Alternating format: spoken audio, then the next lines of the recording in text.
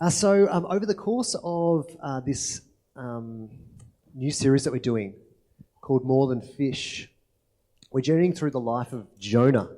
And Jonah is really fascinating because he's not the guy you want to imitate for the most part.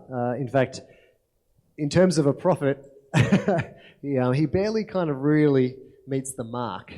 I suppose the prophet, which is someone who hears from God and speaks what he says, there's no doubt that Jonah hears from God, and eventually he will say something, however minimal.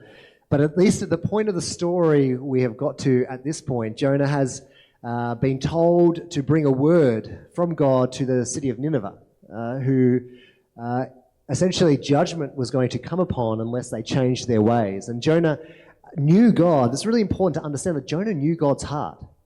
In chapter 4, he talks about the fact that God is long-suffering and merciful. He says, I knew that this was going to happen, right?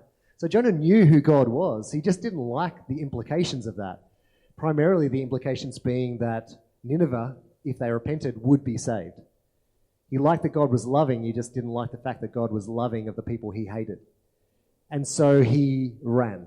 He ran away to Tarshish and got on a boat. A storm came. The sailors, who were almost more prophetic than he was, kind of asked, who did this? They cast lots, and Jonah was tossed into the sea where he was eaten, or at least swallowed, should I say, by a giant fish. And so Jonah is in this state where there's no doubt a lot of emotion, and this is where we're going to pick up the story, where Jonah is literally in the belly of this giant fish as it's described to us. And I wanted to share tonight in theological reflection with Tim, because Tim, by nature of vocation, is a counsellor, and by virtue of not only his work but also history, is someone who has spent a long time with people in pain and trauma and suffering. And we see a lot of that in Jonah chapter 2. And so tonight we're going to engage with the text, as I hope that you can too, and we're going to reflect upon maybe how God is speaking through the prayer of Jonah. So first of all, Tim, can you just share with us a little bit of your story and what led you to your role in care, which is obviously a role that each of us all have in some way or form? Absolutely. Is that on? Yep. In a professional sense, context, I guess it's been shorter than my life's experience, but I would suggest and probably challenge us all that we're all involved in care and those nuances of care that we're engaging in with every day. And we all have the capacity to care. Yet, to answer your question, within the context here, in Alice Springs, if that's useful, 2008, I moved up here, social work, undergrad. Felt really called. I was a new Christian. So as far as God-centred care was new to me. 2 years was up here, moved back to Central Vic, and then 7 years later moved back up here. So I knew that in the context of showing care, I was getting more care thrown back at me from the interactions with the people I walked alongside in quite vulnerable circumstances. And I knew that I had to come back, and part of that was wanting to give more care back to the community here. And I suppose through that exposure that you've had to people who have opened themselves up and shown vulnerability to you, tonight, while you are the most humble guy ever and would never suggest it, it has provided you with some insight into the human condition and the things that people wrestle through as they go through pain and trauma. And so I'd love to get into this text and for you to be able to give us kind of a little bit of a, what do you see? What do you hear? So that we too can discover what our role is in the care of others who are going through times of trauma too. So let's head into the text here.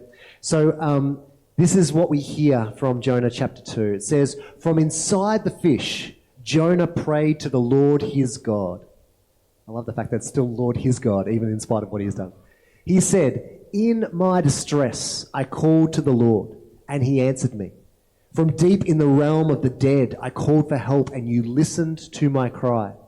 You hurled me into the depths, into the very heart of the seas, and the currents swirled about me. All of your waves and breakers swept over me. I said, I have been banished from your holy sight, yet I will look again toward your holy temple. The engulfing waters threatened me, or the waters were at my throat. The deep surrounded me. Seaweed was wrapped around my head. To the roots of the mountains I sank down. To the earth beneath barred me in forever. So a lot of emotion going on there. Wow. Yep. Tell us a bit about what some of those kind of deep emotions that you hear or might presume to be in the story of Jonah at this point. Yeah, well, I guess you relate it to your own experiences, don't you? And of course, your own wisdom and knowledge gained through working, for me, in this context, in the field. And I guess on the onset, I'd never assume I'd know somebody's experiences. Yeah, it's one story fits individuals' experiences, and it's their story to share. And that enables me to remain curious. Yet, I guess there'd be despair, there'd be anguish, there'd be vulnerable, and it'd be really uncomfortable situation, wouldn't it? And there'd be shame. A lot of shame. Yeah, absolutely. And some of these things you pick up on, I appreciate, you're just like, I don't presume to know someone's story. I mean, here we start to get just a little bit of an insight into a bit of Jonah's story. He talks about this distress and no doubt, I don't know what he was thinking when he was either thrown or jumped into the ocean. Did he think it was over? We don't really know. We don't actually get a lot of insight into to what extent Jonah thought this was the end. But he's suddenly swallowed by this big fish, and he's in this state where he's alone outside of God and almost there to ruminate over his story and his thoughts. I mean, you've worked with people who are navigating shame before, and we know that shame is one of these things that we hear in Genesis 3 was one of the first kind of indicators of broken relationship with God, where Adam and Eve knew they'd done the wrong thing and then they hid themselves and they covered themselves because they realised they were naked, Tell me about what you've witnessed as you journey with people who are navigating things like shame and these deep emotions. Now I'm trying to draw in context to what Jonah may perhaps have been experiencing. Through my understanding of shame and a lot of work previously, that shame is an indication almost of value awareness. So unpack that for us. Value awareness. What does that mean? Awareness of what is right from wrong. And, in our context as Christians, right from wrong is based on our Christian values. And I think with shame, to be in context of shame, our problems arguably are socially and relationally experienced, like problems aren't problems alone, they're socially and relationally constructed. Thus, that, we're all born in the image of God, so to experience shame is what we experience socially or relationally with others. And feedback from that is shameful if we know what has happened is wrong or what we've done is wrong or the situation we're in, it's missing the mark. And that missing the mark is an interesting idea because, all of us have experienced sin and we know the realities of sin. We know we have missed the mark. And yet, at the same time, the journey through shame is the journey for some things to be, perhaps you could say, rediscovered about innate value, innate worth. And we had a conversation even earlier today talking about the fact that as we navigate shame, even the experience of shame is an indication of actually something positive. I forget the phrase you used, but this idea of this kind of almost the flip side. The flip side of shame is an awareness of something that's actually great and valuable. So what's absent but implied in shame is that you know difference between right and wrong is sort of touched on just before, and that, for instance, to know sadness, we know happiness, otherwise how have we got that reference point? Yeah. And we entertain these problem stories. Well, I do in my context of my work initially, yet there's always these alternate stories of what does that problem represent in someone's life. Jonah, perhaps that was a brokenness. He had to rely on God. Yeah. And we do see that in the text here. I mean, we see this kind of flipping between the distress. I mean, he makes it really clear. He says, in my distress I call to the Lord. So there's no doubt that he's going through these times of distress and despair. And you hear this kind of, this flipping from, in the realm of the dead, I called for help and you listened to my cry. So there's this almost kind of deliverance piece. Like there's the hope. You did listen, but then it's also you hurled me into the depths, into the very heart of the seas, and the currents swirled about me. I love this phrase, and all your waves and breakers swept over me. So you've kind of got this flipping between the God who is there and is present and is able to redeem, but also the fact that I know the consequences of my actions and the forces are also against me and I'm in this state of despair. Like this flipping between these stories, like for people as we journey through their pain, is that to be expected, this kind of back and forward? Well, in my context, I guess, yes. And that flipping back and forth, often, someone will come to walk alongside me and there'll be almost a denial of who they are. Yeah, and I would suggest that's a problem's getting in their way of who they actually really are as a person, and working through that guilt, shame, and taking that responsibility for who you are takes some vulnerability in itself, doesn't it? And being open to that feedback. Absolutely. I mean, one of the things you mentioned this morning was, and I kind of picked it up in here, and that informs that story that people are carrying. Like that verse 5, the engulfing waters threatened me or were at my throat, the deep surrounded me. We were talking a little bit about, what are the dominating voices that inform the kind of stories that people carry and their sense of worth about their circumstances or the hope in their circumstances. Like these dominant voices, they're quite, they're so evident. Like we can't escape the voices. I mean, where do you see some of those voices emerging from that are informing people's pain and trauma?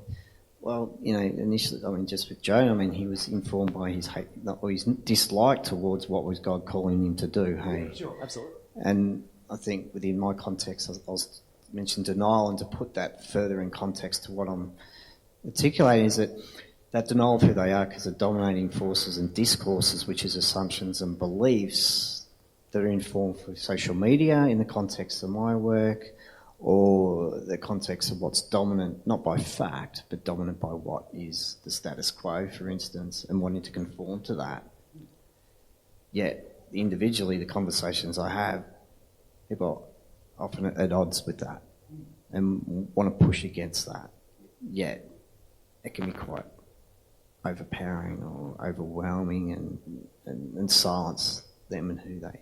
I mean, within the context of Jonah, I think that idea of these dominating voices is quite fascinating, because while we don't get a full picture into what's informing Jonah's hostility toward the Ninevites, right?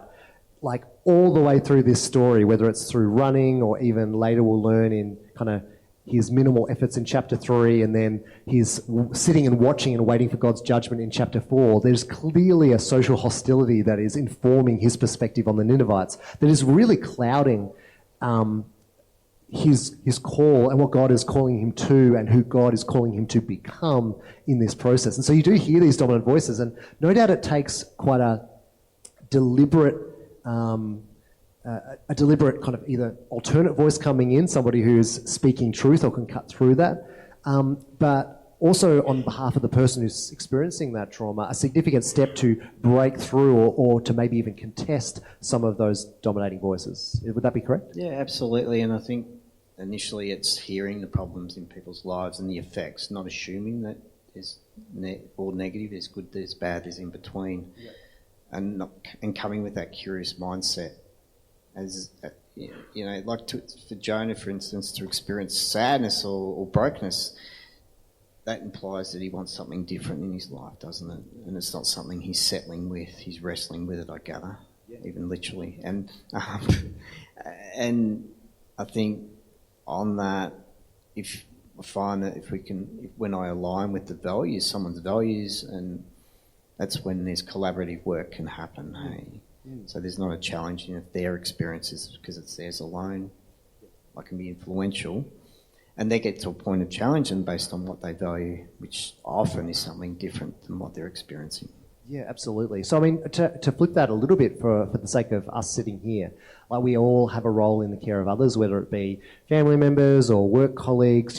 Again, we could rock up to our staff room any given day and someone suddenly presents with some form of angst, anger, trauma, guilt about anything, and maybe they've chosen to disclose that to us in some way or through their body language or whatever it might be. You picked up on a few things here already, but what are ways that we can become more present, I suppose you could say, or tuned into the kind of emotions that people might be experiencing or sharing? Are there things that you have learned over time that you can maybe still employ that just allows you to kind of dig that little bit deeper and not dismiss those kind of emotions, but actually go, oh, maybe there's some way that I can love, serve, contribute, learn through this instance? I think something that sort of carries with me, and I think leaning into God sort of taught me that as well. But the problem's the problem, not the person. And often the expression of that through however it's expressed, it's an indication of something that they're experiencing, hey, and they're wrestling with, and being curious about that. So just to repeat that again, the problem is... The problem, not the person. The problem is the problem, not the person. Yeah, yep. Assuming that there's greater values that they are wanting, or a preferred way of living where the problem's getting... The problem stories are getting in the way of their life, their preferred way of living, if that makes sense. Yeah, I mean, I think that this also taps into a word that you mentioned earlier. You said this idea of curiosity, like as in this posture of curiosity, not invasive, obviously, not that kind of curiosity, but this sense of a readiness to listen and learn, and not presuming, as we've said a number of times, somebody's story or what's informing their story, but just have a readiness and availability to be curious without, obviously overstepping, if that's an informal setting, obviously. Yeah, informal or formal, and I think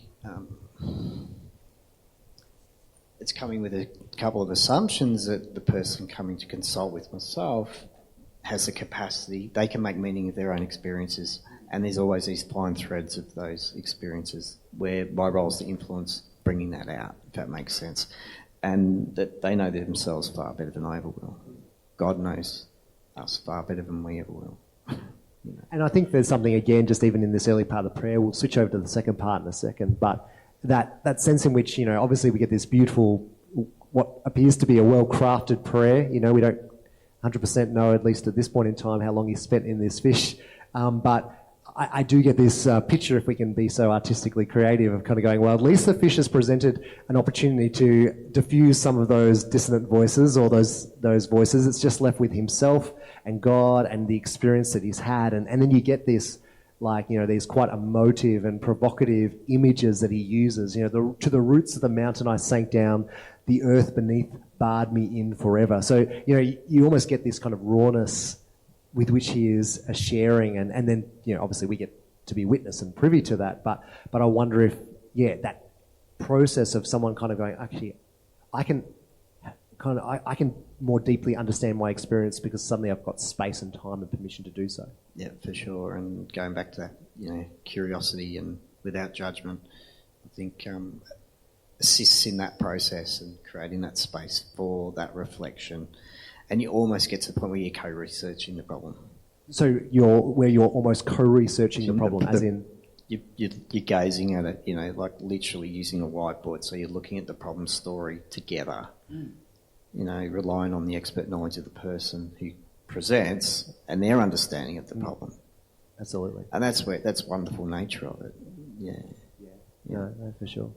Well, let's just kind of push forward to the second half of this prayer, because it does kind of change its tone a little bit, which is just interesting. We'll unpack that in a second. Second part of verse 6, but you, Lord my God, brought my life up from the pit. When my life was ebbing away, I remembered you, Lord, and my prayer rose to you, to your holy temple. Those who cling to worthless idols turn away from God's love for them. But I, with shouts of grateful praise, will sacrifice to you. What I have vowed, I will make good. I will say, salvation comes from the Lord. That's really cool. I want to ask you a question about hope, but then there's a question that kind of has come to mind even as I've been reading that, so I'm going to just give you forewarning that's coming. But first of all, unpack to us what the role of hope plays when working with somebody who's going through grief, pain, trauma. Sure. Where does hope play this role? Because we hear this hope, this turning of the tide, so to speak, in Jonah. Yeah, and I'm sure God had hoped that Jonah would come to where he came to. Hey, hope's a significant part of the work that I do, of many of us work in the helping, learning profession, I think. And I think if we truly believe that there's an alternate story to the problem stories of what's being presented to us with the people who come into our space, that's picked up on, I think, and you truly believe. And that supports in the way that conversations are conducted then, doesn't it? And that implies that there's always these alternate stories, as mentioned, these counter stories to the problems, and truly believing that. And there's histories of their own experiences that inform that. They've just been silenced. I imagine there must be times, I mean, I've had this in my experience too, where sometimes someone will present with an issue or trauma or wherever it might be, and you actually have more hope than the person has in that moment. Like, as in, you know, like they come to you and you kind of this sense of kind of like, I can see that there's a possibility here. They maybe can't see it yet, you know, but they've had the courage enough to engage at the very least. How do you work with, and this is a tricky question, but how do you work with the timing of that? Because we've all experienced, but I've certainly witnessed at times where the people who are just so hopeful, but the person isn't ready to kind of engage with that hope yet. You know, there's kind of this element of timing to it where you want to be present and be offering that counter narrative that there is hope, there is possibility. I'm glad that you have come. I'm glad that you have shared or disclosed to me. But at the same time, giving space to actually sit in that pain and work through what that problem is without trying to speed through to the solution, maybe? I'm not sure. Do you want to speak to that? Or put my colonising judgment on their situation as well. And I think that's an important aspect, hey, and that hope that I have for some, which is, I guess, maybe without assuming knowing their story, it's a position keeps me centred on being curious. And yeah, you will need to loiter around the problem stories in people's lives. I mentioned stories because we're always telling stories, and the effects of that. And often the effects are based on what they value. And then when you get snippets, just slithers of those alternate stories of what those problems represent and what they value or how they wish to live their life, then you can go down that road of alternate stories. Yeah, absolutely. Yeah. That's so good. That pacing out, and I think just, you know, what you were saying before, to not confuse hope with solution, because I think that can be the mentality. It's like, I hear what you're doing, I can see a possible solution to this, but hope isn't just a solution. Hope is actually the journey for the healing for the person as they go through that process. Is that right? Absolutely. And if you're dominated by those discourses or assumptions, beliefs that are so prominent in other ways, having something that was challenging those ideas that you start to believe in yourself, can be quite refreshing. So speaking of this kind of pacing and timing, this is the question that came to mind as I was reading this. Verse 8, those who cling to worthless idols turn away from God's love for them. So an idol is, you know, just something that we seek security in, I suppose, outside of God, we could say. That would be not an unreasonable definition of an idol. Working with people, particularly within the context of pain and trauma, I'm really curious. Some people really cling to their pain and trauma, you know, as in because it is familiar. Do you know what I mean? Absolutely. Like, does pain and trauma ever become an idol for people in such a way that they turn away from God's love? Like that becomes like a barrier for God's love because they're clinging to that pain and trauma, which seems counterintuitive, because why wouldn't you want to get rid of the pain and the trauma, right? Absolutely. But I don't know. What do you think about that? I haven't looked at it in that context before, but whether it's an idol or not, I think it becomes something that you get used to, and as you're saying, familiar, and you know, it's a role that you know well. So it's like, I know how to play my role in response to this trauma and this pain. Absolutely, and you know, and perhaps without knowing, because it's based on the individual's experience, it's enabled, assisted them to get through life. So it's not necessarily suggesting that, you know, I mean, it's a negative thing, isn't the pain and not wanting to go through that yet. It's had a purpose to get through something quite significant. So trying to work out what that purpose is and whether or not that needs, you know, refining, removal, ultimately, whatever that person's journey might look like. Absolutely. I mean, did God want Jonah to be swallowed by the big fish? I mean, you know, these situations we come up against, hey, where's that greater purpose, without suggesting that anyone comes into a situation wanting to experience the problem, the pain. And certainly, you know, there's a sense in which it's like we're really clear, I think, all the way through the story of Jonah, there is this refrain of God deeply wanting Jonah to know his heart. Like, so I want you to understand my heart. And we'll get more of that in Jonah chapter 4, where God asks these questions about is your anger justified? Do you understand what these Ninevites are like? Who don't know their left hand from their right. Like, do you understand my heart of compassion that leads people toward, that ought to lead my followers toward, Christ-likeness, even though it's a little bit pre-Christ in that regard. But there's a sense of God wants us to be on that journey, but we've got to meet people where they're at. And that's what God really is doing in this story of Jonah. He's meeting him where he is at. Where he's at, yeah. And that's definitely part of what I see as my position of privilege and hearing many stories. And it's a gift. Every day I get given gifts, and hopefully I acknowledge and honour that in a way where God honours who I am as well, and Jonah where he was at. So I need to be still in that. Like, the idea of a gift is an interesting one, particularly for us who, we might, again, encounter someone who's going through pain, trauma, and we want to be loving, but also it's kind of exhausting, potentially. If someone presents something to us, there's no takebacks. We can pretend, we can deny that we heard it or wherever it might be, but especially if the Spirit is at work within us, I believe we seek to echo the characteristic of God in his compassion. And so it's a burden, but also a gift, and so I suppose, for all of us, I think there is that challenge of going, like, when someone does present with this, when we suddenly get a little insight or snapshot into their story, God is there too. We are there. So what is our response? Will we have that curiosity? Will we listen? Will we not seek to turn the hope into a solution or vice versa? Some big questions for us on the ground doing this kind of engaging work each day. Absolutely. And we do it. We all go through, every day, don't we? Hey, and that's not suggesting that I'm immune to emotion, because I think that's a recognition in my own vulnerability, and that idea of mutual vulnerability is sharing a space in a room, and it needs to be acknowledged. And I think I don't get out of there without the effects either. So. Yeah, and I just want to pick up on this just as we kind of wrap up a little bit.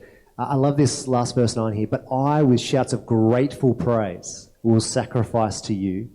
What I have vowed I will make good. I will say salvation comes from the Lord. And so we get this refrain of Jonah, who actually does, we cannot deny he knows the character of God, even while he protests the implications of that character. What kind of characteristics of God, for people who are open to faith, because not every client is going to be open to faith in any particular season, but for those who are open to faith, what characteristics of God have you found most resonate with people who are going through trauma? Are there any characteristics that just kind of come up as this regular refrain? For themselves, or recognising that in others? Probably for themselves, as in God's role, or this characteristic of God. This is deeply meaningful for me as I seek to emerge from where I am to where this healing or redeemed or restored place that God wants me to be. Yeah, it's an interesting reflection, and I think bringing forth that through the pains and the struggles that there is a God, there's always acts of resistance. There's acts of resistance that may not be acknowledged or identified through their story, a journey of pain, which may seem insignificant, yet if we can draw them out about what that means for their ability to remain hopeful that they will get through it. Yeah, sure. I think that's... So God meeting as in these points of contesting that pain where it's just actually there's been a whole number of moments where there has been something has broken, or an assumption was broken, or there's been to use your word, contesting that pain and saying this doesn't have to be this way. Yeah, absolutely. Those seeds are being planted all the time. Yeah. And part of coming to see me, for instance, in the context of my work, is that's part of wanting something different. Yet recognising there's a history of wanting something different. Otherwise, why are you still here? And I think about the ministry of Jesus, and I think about the way that he entered into culture, and he brought hope, even through the Beatitudes. This invitation, to those who are weary and broken, and said, actually, there is a future, there is a kingdom, as he would describe it, that is bigger and better. And through acts of healing, where he said, your life doesn't have to be the same way. And for some people, that was through teaching, and some was through physical healing. And there was all these different kind of ways that there was a resistance to what people were experiencing and saying there is something else. So the God, I mean, when I hear that, I just think of faithfulness. Like I think about the characteristic of faithfulness of God, that God is engaging in all these moments. Like we don't always know how, and we don't always know the duration and what that looks like, but we meet God in those places all throughout our journey at various points in time. Yeah, and you just got me thinking what characteristics of God. I think being believed. Sorry, say that again. Being believed, whatever that story is, I think have that be sense believed. of being believed. Yeah, is what they're seeking, their own truths. Yeah, awesome. Well, as we wrap up today, I can't help but finish off this story with the one verse that remains in Jonah chapter 2. So click through here. It says in verse 10, "And the Lord commanded the fish, and it vomited Jonah onto dry land." And in some ways, I feel like that, that's where we're going to pick up the story. Next week, Sai's going to speak to Jonah chapter 3. But you really do get this change of season. It's like, I've been in the fish, I've experienced this, and now I've been vomited onto dry land. And no doubt that can sometimes be people's experience. They've gone through the trauma, they've reflected, they've understood themselves, maybe they've diffused some of those competing voices, and it feels like they've gone through vomit.